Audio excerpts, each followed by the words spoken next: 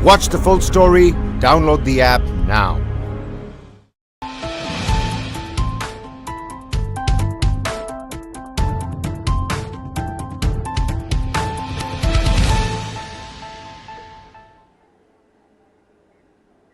Hello and welcome to News 9. I'm Verghese Abraham. First up, we have something big coming in from Rajasthan.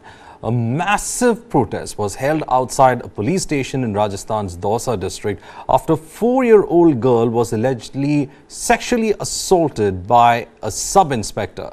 Now, the villagers assembled in large numbers outside the police station and beat up the sub-inspector who is accused of sexually assaulting the minor. The accused sub-inspector Bhupendra Singh was on election duty. The accused allegedly lured the girl into his room and sexually assaulted her. The accused has been arrested and an investigation has been ordered in the case. Meanwhile, the BJP hit out against the Rajasthan government for lack of law and order in the state. These are visuals of the protest that was put up by BJP MP on his Twitter site, where hundreds of people had in fact gathered at that location and in front of the police station and shouted slogans against the police officers there. There was a huge company of police also who was deployed there, and the accused sub-inspector has been taken into custody. An investigation is underway on the matter. परिवादी के द्वारा report दिए जाने पर FIR दर्ज कर ली गई है। एफआईआर दर्ज करने के बाद एडिशनल एसपी सिकाऊ जो हैं वो उसकी तफ्तीश कर रहे हैं। तफ्तीश की सारी प्रक्रिया फॉलो की जा रही है। जुर्म प्रमाणित पाया जाने पर आगे इसकी गिरफ्तारी की जा रही है। सब इंस्पेक्टर की सस्पेंड कल सब इंस्पेक्टर को कर दिया गया था। आगे जो उसकी दुराचरण रिपोर्ट है वो श्रीमान आईजी साहब के पास भेज दी जाएगी और उसके आधार पर अग्रिम कार्रवाई की जाएगी। राजस्थान में दौसा जिले में एक 4 साल की बच्ची को एक पुलिस के सब इंस्पेक्टर ने रेप किया है। हमने इसका संज्ञान लिया है। हम इस मामले में राजस्थान सरकार को नोटिस जारी कर रहे हैं। ये रक्षक के भक्षक बनने का जो मामला है, ये प्रदर्शित करता है कि सिस्टम कितना इनसेंसिटिव है, और जब पुलिस वाला एक 4 साल की छोटी बच्ची के साथ रेप करे तो स्थितियां भयावह हो चुकी हैं। निश्चित रूप से हमको प्रिलिमिनरी जो जानकारी मिली है उसके आधार पर हम इसमें आगे एक्शन ले रहे हैं। देखिए, राजस्थान के अंदर ये लगातार हो रहा है, हर रोज हो रहा है ऐसी घिनौनी हरकतें।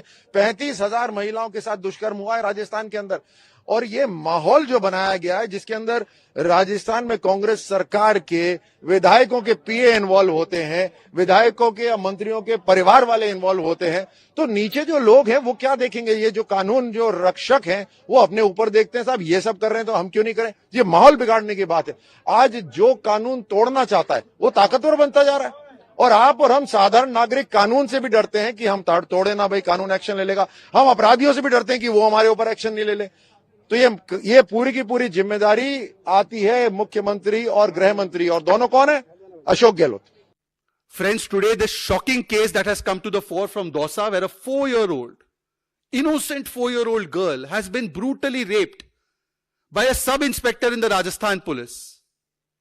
And instead of taking quick action on the accused, on this perpetrator, the Rajasthan police and administration get into action in an institutional manner to save this accused. No FIR is filed till the time the BJP leaders and the people there come out on the streets and protest.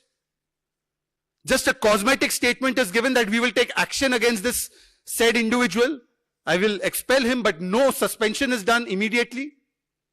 And what about the 2 other constables, 2 other police officials who have helped this particular accused in destroying the evidence? Has the Rajasthan police and government taken action on them immediately? What are they waiting for? This shows that on the one hand, Prime Minister Modi and the central government is doing Beti Bachao, save our daughters, make our daughters thrive. And on the other hand, what is the Nara, slogan and action of the Rajasthan government of Ashok Gehlot? Balatkari bachao, Apradhi bachao, save the rapist, save the criminal.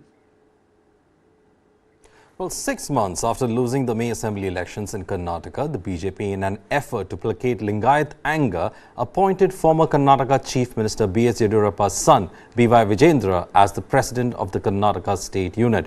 Viajyendra replaces Nalin Kumar Katil. The BJP, with Viajyendra's appointment as State Unit Chief has opened the doors for criticism for encouraging dynastic politics. Viajyendra's elevation showed that the BJP is still dependent on B.S. Yediyurappa for Karnataka and has not been able to evolve the next generation of pan-Karnataka leaders. Viajyendra is the first-timer MLA from Shikaripura constituency, which was held by his father Yediyurappa for decades. He has served as secretary of BJP's youth wing in Karnataka and was vice president before he was elevated to the post of the president. The son of the former chief minister is known to be an astute politician and a risk-taker. Viajyendra is being touted as a successor to his father's political legacy. B.S. Yediyurappa had vacated the Shikaripura seat for his son. The appointment comes as an acknowledgement that the BJP has erred by not giving B.S. Yediyurappa charge of May elections.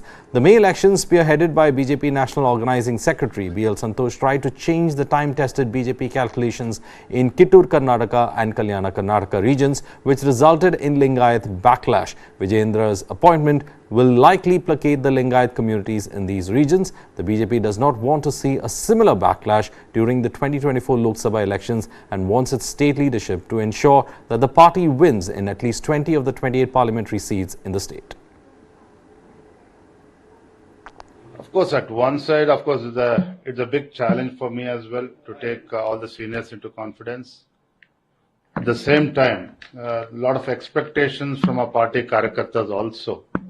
So definitely I will ensure, by taking everybody's blessings, I will ensure that every Karyakarta will be strengthened in the entire state.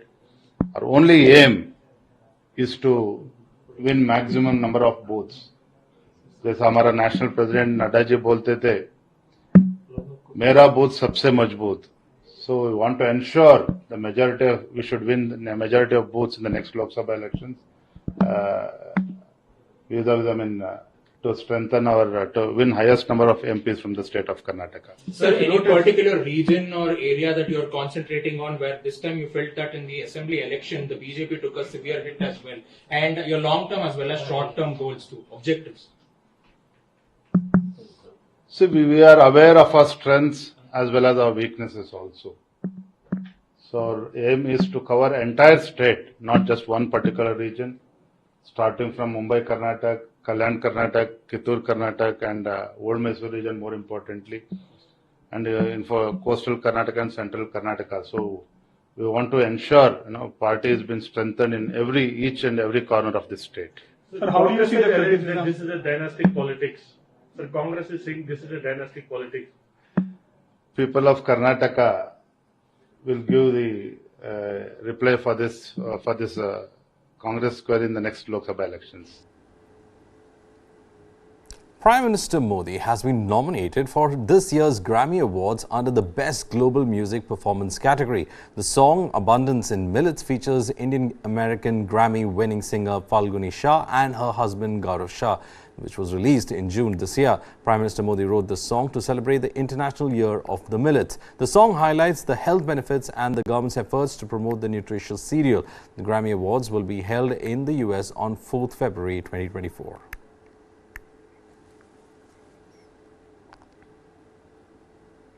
Fresh developments are underway in the growing India-US partnership. India and US have announced plans to co-produce the Stryker armored vehicles as part of efforts to counter China's influence in Asia. The announcement has been made by senior US officials after the annual 2+2 ministerial consultations held by India and US in New Delhi. The defense deal aims to check China's expansionist ambitions, keeping the crucial Indo-Pacific channel open and free from coercion. Let's have a look at what the Stryker combat vehicle is. The Stryker is a wheeled combat vehicle produced by the US. It has two variants and it's prized by US for its versatility. Now, the armed vehicle can be used as infantry carriers and reconnaissance platforms. The vehicle is primarily used to move soldiers in and out of battle and also carry medium and large caliber weapons to attack enemy troops.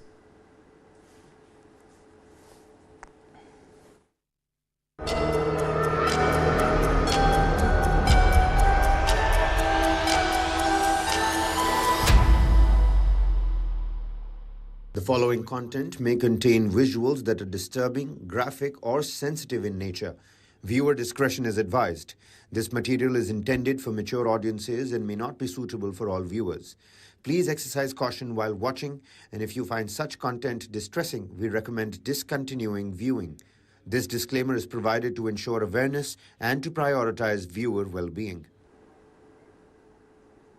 Today is day 36 of the Israel-Hamas war, and let's take a look at some of those statistics that come today. 11,078 Palestinians as well as 1,200 Israelis have been killed so far in this war. 4,506 is the number of children killed in Gaza. 39 IDF soldiers have been killed in ground operations. 247 soldiers and civilians are being held hostage in Gaza. 579 aid trucks have been let into Gaza so far. 33,960 residential units have been destroyed in Gaza. Meanwhile, the IDF says that more than 100,000, 1 lakh Gazans have in fact fled southwards in 2 days. Saudi Arabia, meanwhile, is holding the joint Islamic Arab Summit, and French President Macron has said that Israel must stop killing babies and women in Gaza. Meanwhile, Netanyahu has said that he will try to improve the lives of Israeli communities that are living near the Gaza border.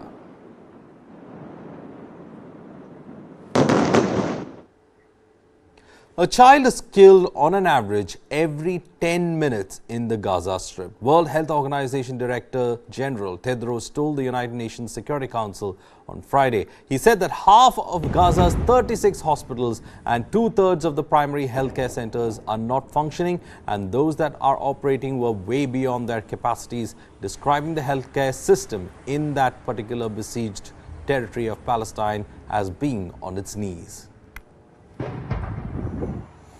Tens of thousands of displaced people sheltering at hospitals, families crammed into overcrowded schools, desperate for food and water. More than 10,800 people have now been killed in Gaza, almost 70% of them women and children. On average, a child is killed every 10 minutes in Gaza. 1.5 million people have been displaced and are looking for shelter anywhere they can find it. But nowhere and no one is safe. Well, Israeli airstrikes hit Gaza's biggest hospital, the Al-Shifa, on Friday, one of the several hospitals struck at dawn as Israel battles Hamas in the heart of the enclave. This report has graphic content and viewer discretion is advised. This is Gaza City's biggest hospital, moments after bombardment. People screamed and cried as they fled what Palestinian officials say were Israeli airstrikes at the Al-Shifa medical complex on Friday. The following graphic images, verified by Reuters, are filmed by Palestinian video creator Ahmed Hijazi. They show a number of dead and wounded, including children. This young girl is screaming, "Why, God, why?" Hijazi, who has a social media following of over 2 million, has been documenting the situation at Al-Shifa daily. In the footage, he says Israel's military targeted the hospital's outpatient clinic. Palestinian officials say several hospitals were struck at dawn on Friday, including the Indonesian hospital and the Rantisi Pediatric and Cancer Hospital in northern Gaza. Israel did not immediately comment, but has repeatedly said it does not target civilians and goes to great lengths to avoid hitting them. It says Hamas militants have hidden command centres and tunnels beneath Al-Shifa and other hospitals. Hamas denies this. Al-Shifa was already buckling under the strain of the unprecedented influx of wounded people, exacerbated by a lack of pain relief. The director of Al-Shifa Hospital says when large groups of injured are brought in at the same time, medics have no choice but to deal with them on the floor without adequate pain relief. On Thursday, a little girl cried out for her mother as a nurse stitched up her head injury without any anaesthetic. There was none available at the time. Nurse Abu Imad Hassanain said it was one of the worst moments he could recall.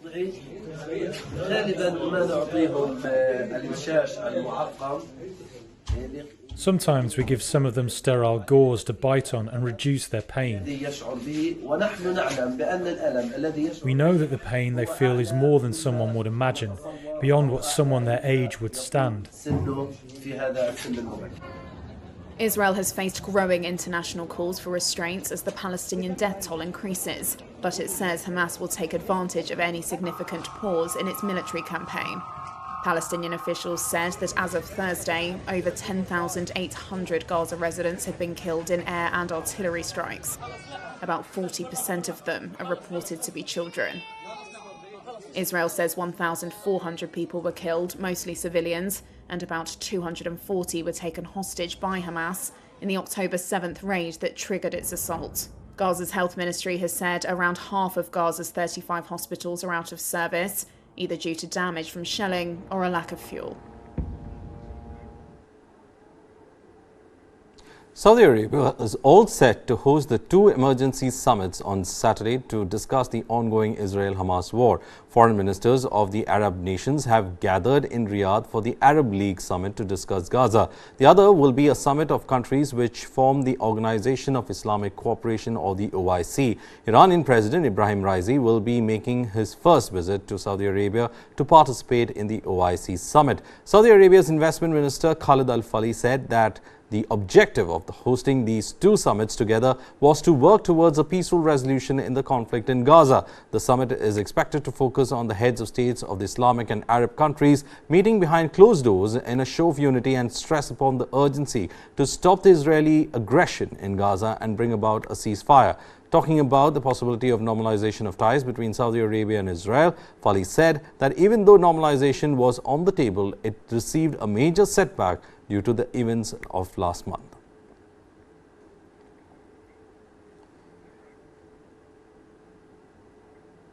More than 100,000 residents of the Gaza Strip have fled southwards over the last 2 days as Israeli forces operate deep in Gaza City. Chief Military Spokesperson Rear Admiral Daniel Hagari said in a televised briefing, he said that the efforts were underway to release hostages held in the Gaza Strip, but that such efforts take time. He also went on to say that they are working with initiative on the range of reports that are coming in, and also efforts have been doubled to release the hostages. He said that such things take time and they are going to take the time that is required to get them safely out.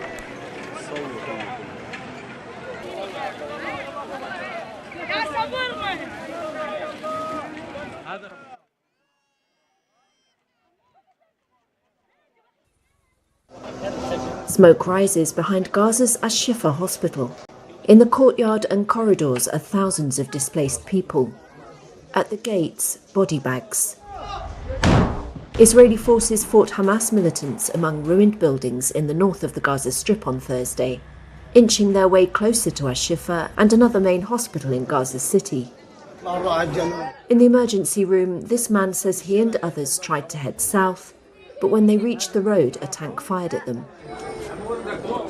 Others fled along a frontline route. The White House said on Thursday Israel has agreed to pause operations in northern Gaza for 4 hours a day from Thursday, the first sign of respite in Gaza's war, allowing people to flee along 2 humanitarian corridors. Some of those escaping on Thursday said they feared another Nakba, the catastrophe of their mass dispossession after Israel was founded in 1948. They are driving people to schools and scaring them so they would leave. What we see today is a plan for a second exodus. What do things look like behind us? Death and destruction. Death and destruction. US President Joe Biden says he's seeking a longer halt of 3 days to help secure the release of hostages held by Hamas. We're hopeful. Things are moving along. Israel unleashed its assault on Gaza in response to a cross-border raid by Hamas gunmen, who killed 1,400 people, mostly civilians, as well as kidnapping about 240. But the plight of Palestinians trapped in the besieged enclave has stoked global calls for a ceasefire, which is rejected by Israel and its main ally, the United States.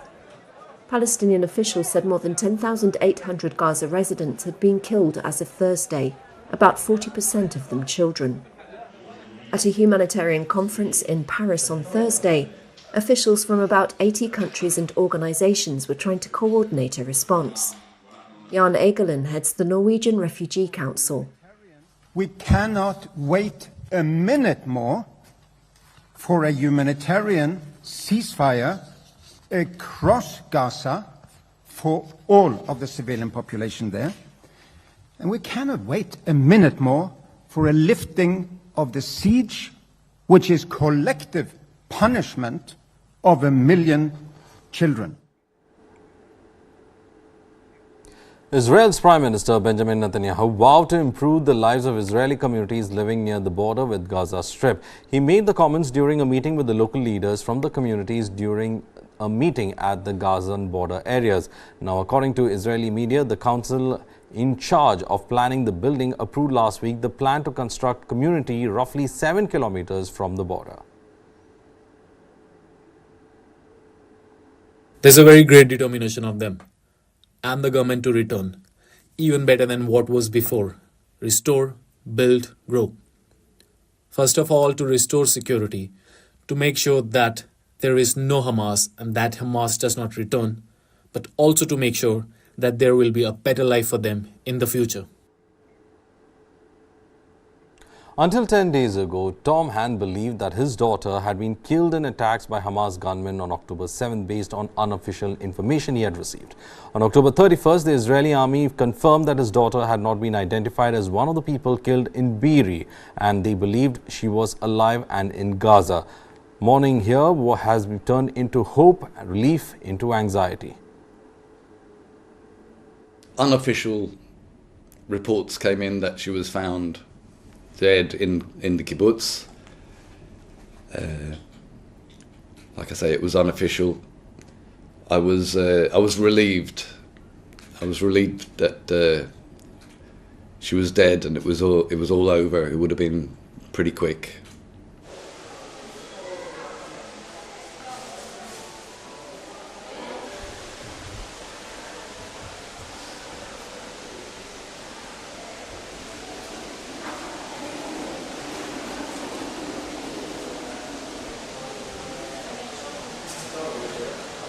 Now I know she's in Gaza and she's alive. She's going to be 9 in the tunnels, which will be a lovely birthday party for her. She won't even know it's her birthday. She'll have no idea of night or day or time. But yeah, you know, there'll be no birthday party, no birthday cake, no friends around.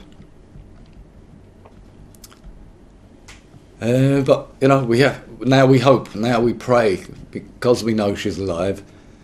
You have to completely switch your head around 180 degrees and think, okay, we're going to get her back. We're going to get her back. We're going to get them all back. No matter when we get her back, we will have the biggest birthday party the world has ever seen.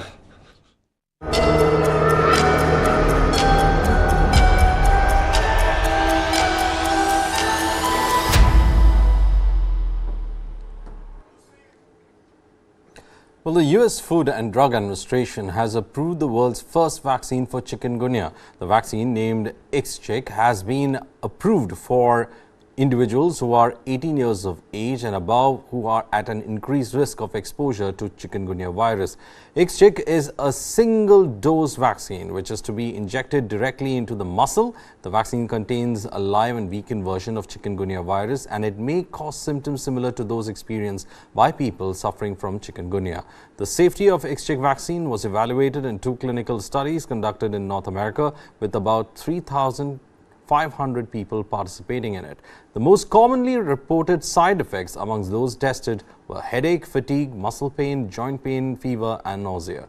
Only 1.6% of the recipients suffered from severe chikungunya-like adverse reactions which required medical intervention.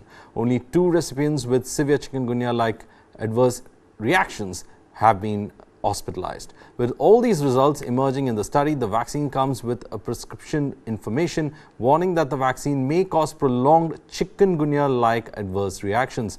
Ixchik was approved using the accelerated approval pathway, which allows the FDA to approve certain products for serious or life-threatening conditions based on the evidence of the product's effectiveness. The FDA has now asked the vaccine manufacturer to conduct post-marketing study to assess the risk of these serious reactions following the administration of Ixchik.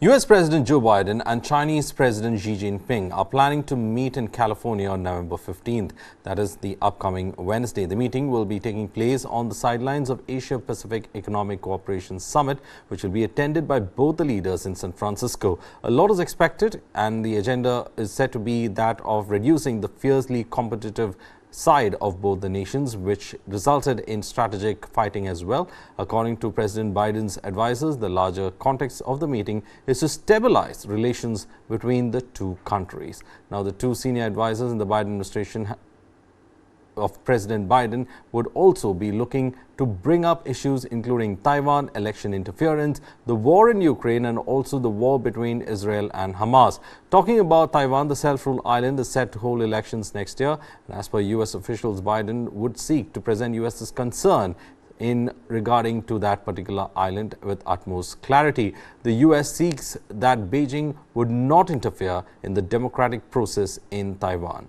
President Biden is also expected to warn Xi Jinping against interfering in the US elections, which are scheduled for next year. The ongoing wars in Ukraine and Gaza are also expected to be on the agenda as the two nations seek to strengthen their positions on the geopolitical chessboard. Ahead of the meet, China's ambassador to the US has already said that China seeks reassurances that the US would not seek to change China's system, that it does not support Taiwan's independence, and also that US has no intention to seek economic decoupling with China. Geopolitical experts and analysts have cautioned against expecting any breakthroughs from the meeting between the two leaders.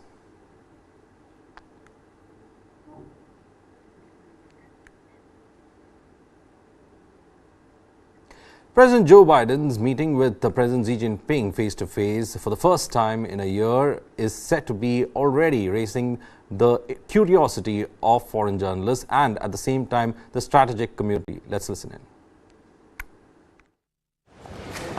For the first time in a year, U.S. President Joe Biden and Chinese President Xi Jinping will meet face-to-face in California for a high-stakes discussion aimed at curbing tensions between the world's two superpowers. The White House confirmed the meeting on Friday, and senior administration officials said the two leaders were expected to discuss the Israel-Hamas war and Russia's invasion of Ukraine, as well as several other topics including North Korea, Taiwan, fentanyl, and artificial intelligence. I think this is a very important moment that might be a turning point in U.S.-China relations, which have continued to deteriorate for many years. Vinny Agarwal is a professor of political science at UC Berkeley. I think having the two presidents meet is a very good idea because there's been a lot of tension in U.S.-China relations over semiconductors, over technology transfer and the like. And so I think the opportunity to have a conversation with President Xi and having President talk to President Biden will be very useful because I think the Chinese are now beginning to see that it's useful to have good relations with other countries, including Korea, Australia, and the like, and they're actually making an effort now to reach out to other countries. Tensions have flared between the two countries since their last meeting a year ago. In February, Biden ordered the shooting down of a suspected Chinese spy balloon that transited U.S. skies. Biden is also expected to raise Chinese influence operations in foreign elections and the status of U.S. citizens Washington believes are wrongly detained in China. The closely watched interaction, which is set for Wednesday on the sidelines of the Asia-Pacific Economic Cooperation Summit in the San Francisco Bay Area, could last hours and involve teams of officials from Beijing and Washington. Spain's acting Prime Minister Pedro Sanchez looked assured of another term in office after securing the backing of two more regional parties. But it comes amid widespread anger over his pledge of amnesty for Catalan separatists. But why are these protests becoming increasingly intense? Take a look.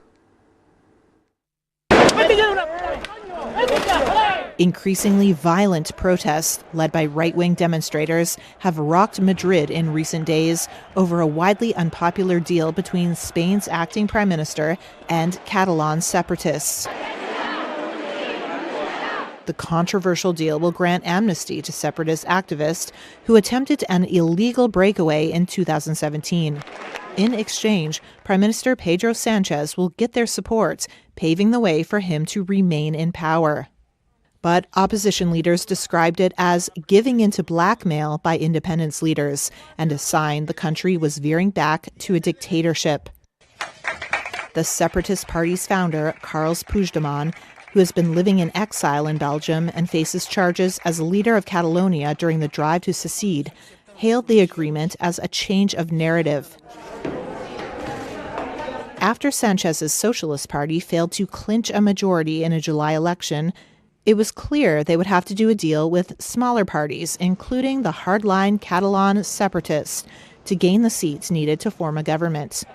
Without their support, and with the vengeful opposition of the Conservative People's Party that controls the Senate, Sanchez's socialist could be paralyzed to pass legislation, including budgets, risking a vote of no confidence against him or the forcing of a snap election. Sanchez's conservative opponents have accused him of putting the rule of law on the line for his own political gain. Sanchez has secured the backing of 2 other regional parties, which all but assures him an absolute majority in the 350-member Congress in a vote due to take place in the coming days.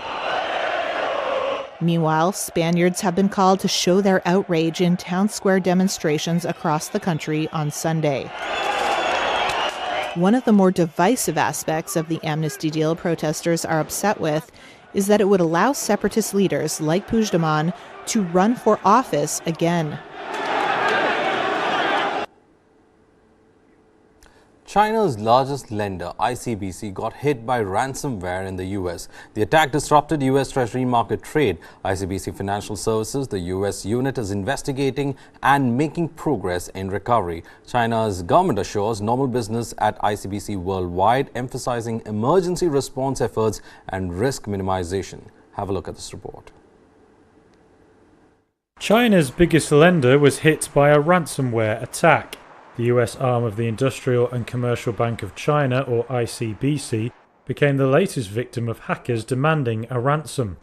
The attack disrupted trade in the US Treasury market on Thursday. ICBC Financial Services is the US unit of China's largest commercial lender by assets. It said it was investigating the attack that disrupted some of its systems and that it was making progress towards recovering from it. The Chinese government weighed in on Friday through Foreign Ministry spokesman Wang Wenbin. According to our understanding, the ICBC has been closely monitoring the matter and has done its best in emergency response and supervisory communication to minimize the risk, impact and loss. Wang said business was normal at ICBC head office and other branches and subsidiaries around the world. ICBC further said it had successfully cleared Treasury trades executed on Wednesday and repurchase agreements financing trades done on Thursday. But some market participants said trades going through ICBC were not settled due to the attack and affected market liquidity.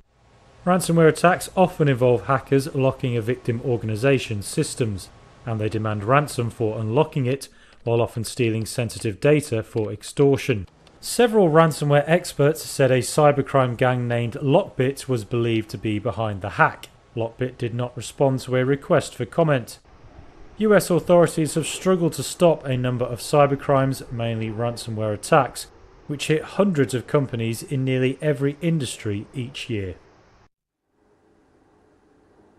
The UK's economy showed no growth in the July to September period, narrowly avoiding a recession. While analysts expected a 0.1% decline, it remained unchanged. The Bank of England is aiming to curb high inflation and is unlikely to cut interest rates until late 2024, despite sluggish economic performance. Having a look at this report. Britain's economy failed to grow in the July to September period, but avoided the start of a recession. That's according to official figures released on Friday. Gross domestic product saw 0% change in the third quarter. It was slightly better than the 0.1% fall predicted by analysts, which many thought would represent the start of a recession. One leading market expert said the economy is not weak enough to reduce core inflation and wage growth quickly. For that reason, they expect Britain's central bank won't be able to cut interest rates until late next year. The Bank of England said last week it expected zero economic growth in 2024, but it kept interest rates at a 15-year high as it tries to fight inflation more than 3 times its 2% target.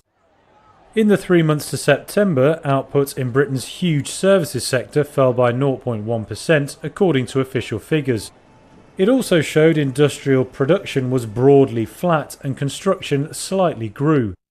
Finance Minister Jeremy Hunt said Friday high inflation was still the main drag on growth. The weak outlook puts pressure on Hunt to come up with pro-growth measures in a budget update due later this month.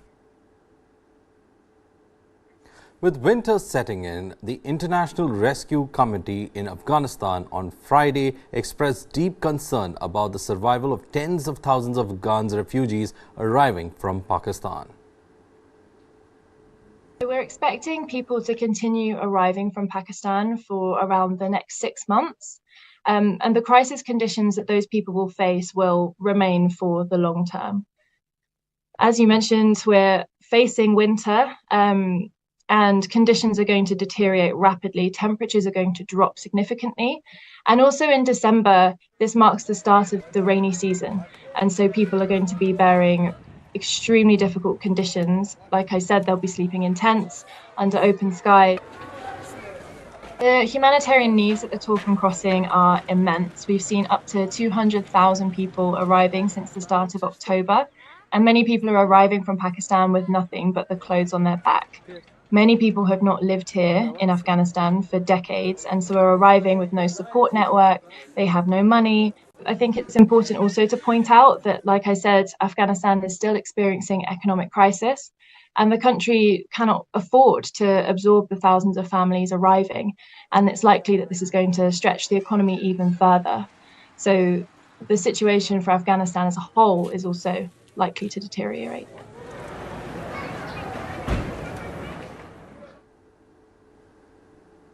Liverpool star Luis Diaz's father, Luis Manuel Diaz, was recently released from captivity by Colombia's largest active rebel group, the National Liberation Army. The rebel group's commander said that the kidnapping was a mistake. Our next report tells you more. It was an emotional moment as family and friends embraced the father of Liverpool soccer player Luis Diaz Thursday. The elder Luis Manuel Diaz was released after nearly 2 weeks as a hostage of Colombia's largest active rebel group, the National Liberation Army.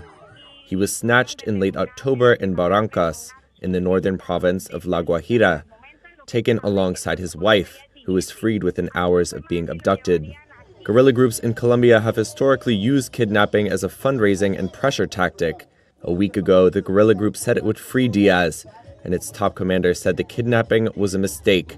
The kidnapping of Luis Manuel Diaz has disrupted the government's peace talks with the National Liberation Army. Talks restarted last year in the hope of ending the group's role in Colombia's 60-year conflict, which has killed at least 450,000 people. The two sides began a 6-month ceasefire in August. The Liverpool player Luis Diaz had stayed in England while his father was kidnapped and continued to play in the Premier League. But he publicly expressed anguish at what happened, wearing an undershirt with "Freedom for Dad" written on it when Liverpool played Luton on Sunday.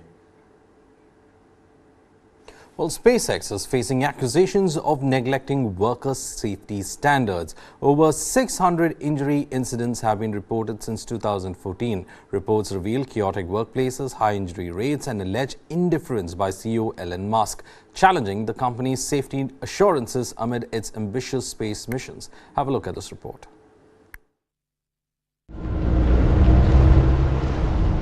In the summer of 2021, Florentino Rios was working at SpaceX, Elon Musk's rocket company.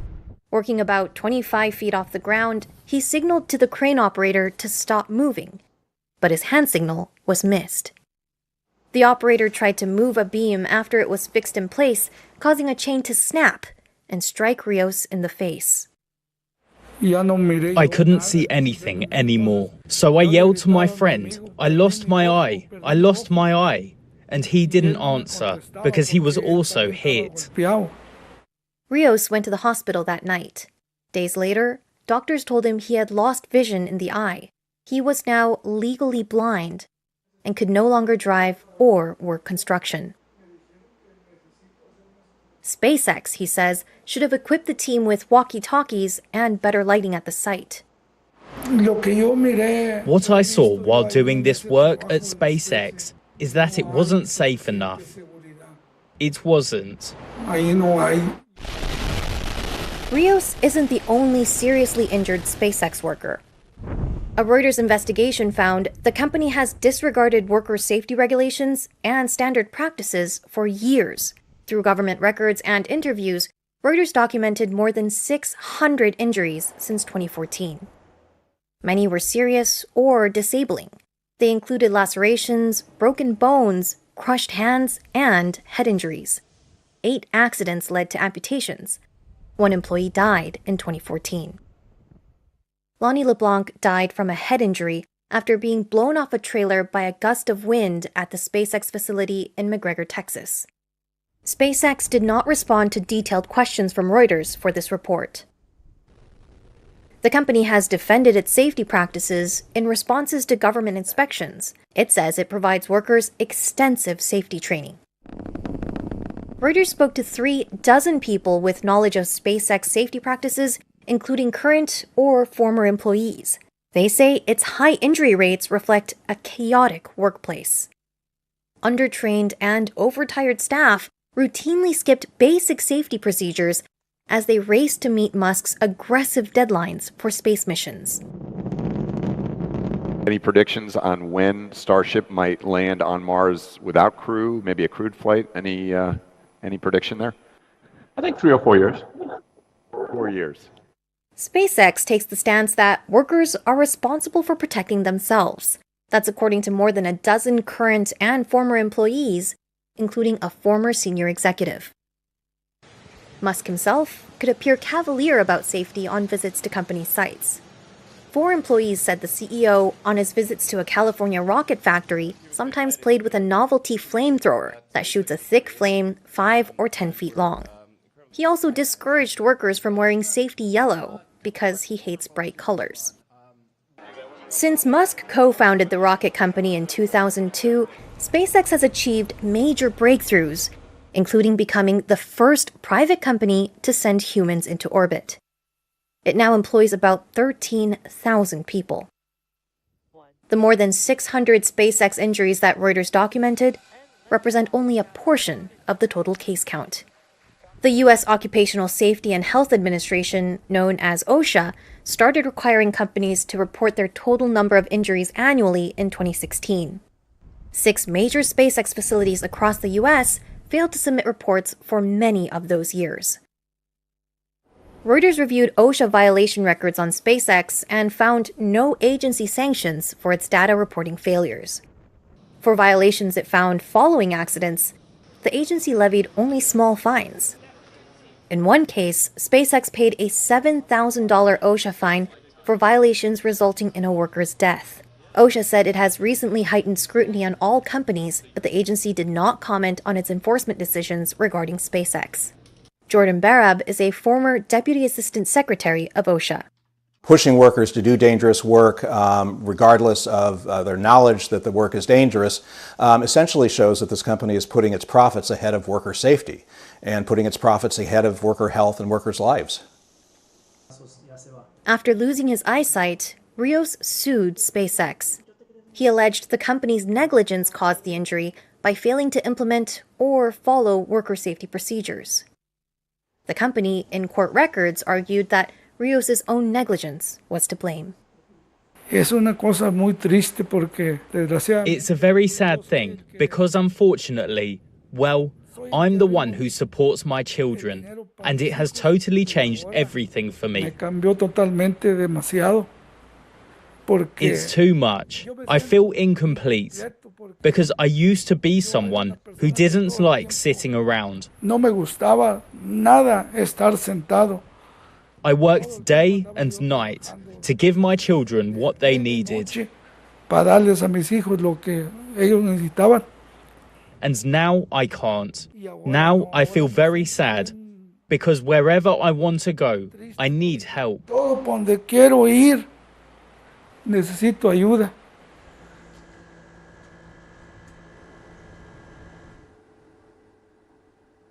Well, that's all in this edition of the Bulletin. Stay tuned to News 9 for further news updates.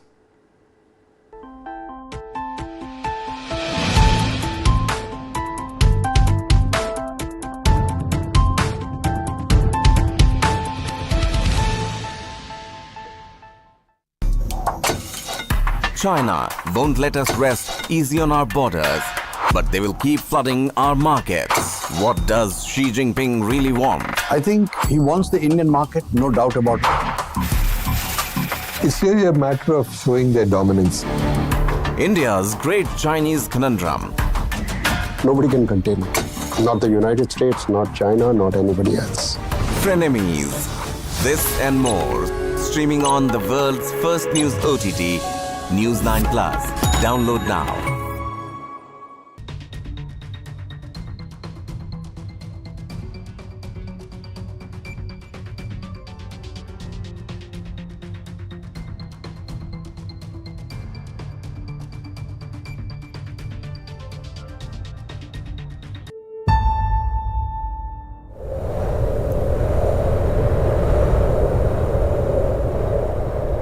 Life begins at first breath.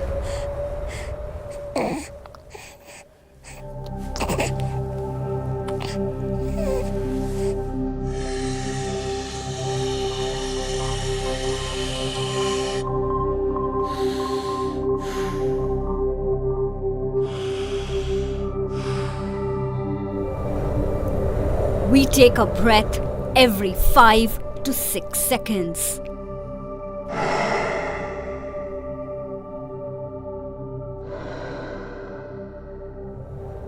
A normal adult breathes 12 to 20 times per minute.